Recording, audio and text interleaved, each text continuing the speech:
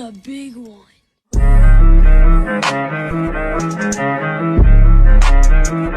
What is going on, guys? Welcome back to the channel.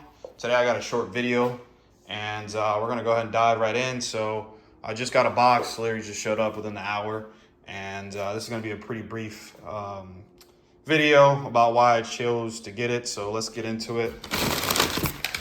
So here we are, guys, finally making the move.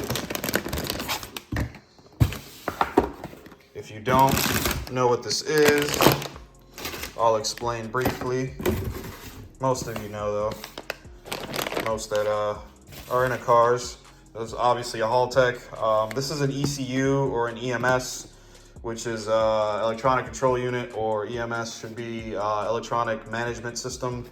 It's basically a computer for your car. And right now, the Evo is currently on the stock ECU. And the stock ECU is great and everything. However, it's there was an incident a little while back where I basically had a crazy misfire, and unfortunately, like, nothing registered via the ECU. So like the car, like, it sounded like a Subaru. It was literally like on 2 cylinders, and I didn't get one single check engine light.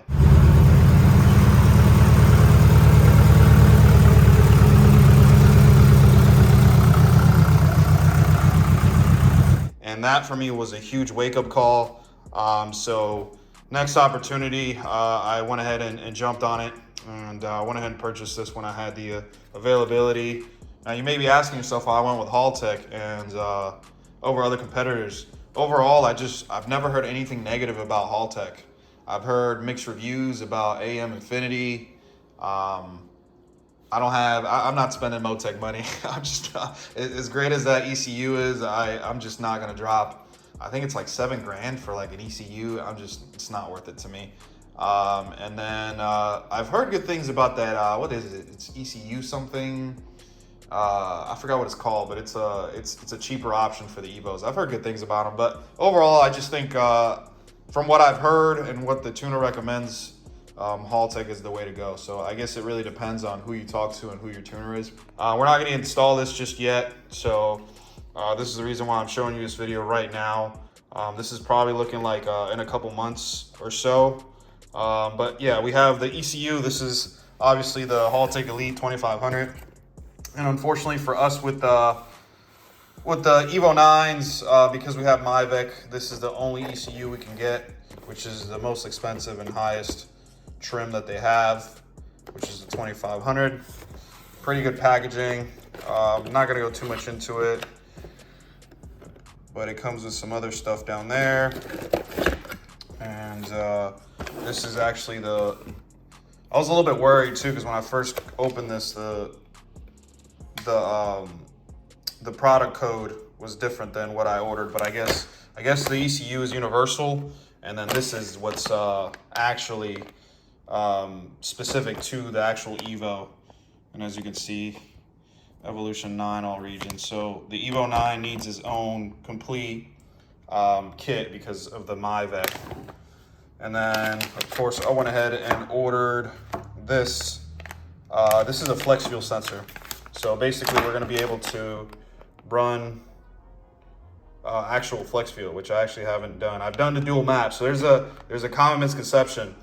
Dual map is different than actual flex fuel. Flex fuel means that, like, you can run whatever, and the computer will basically adjust the tune to whatever content or whatever type of fuel that you add.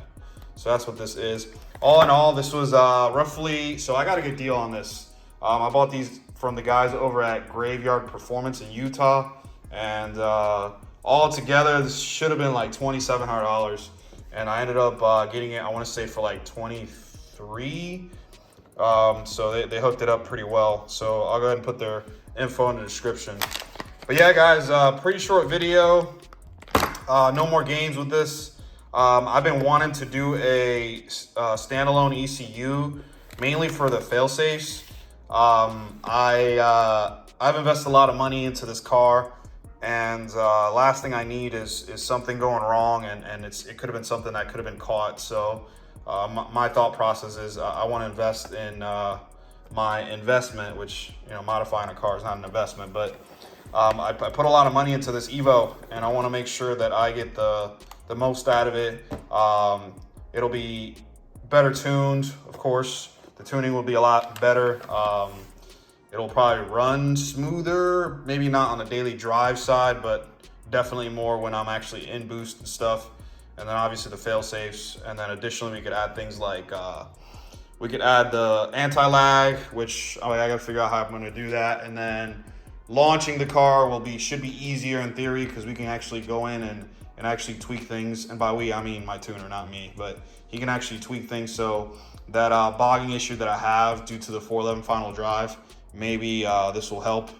And just overall, it'll just be better for performance. I'll be able to get the gauges and stuff and monitor. As far as the gauges go, I haven't decided. I don't like the digital stuff, so an IC7 probably won't happen, but they do offer some gauges. So that's basically gonna wrap it up for this one, guys. But this has been a long time coming. I'm pretty excited over this. So that's gonna cover it for this one. Stay tuned for more. Obviously, we got a lot more to do to the Evo. You're not gonna want to miss this. I'm really excited. I'm hoping I can get this stuff installed and another retune in the next, I'd say, couple months. So stay tuned for more. I'll catch you on the next one, guys. Peace.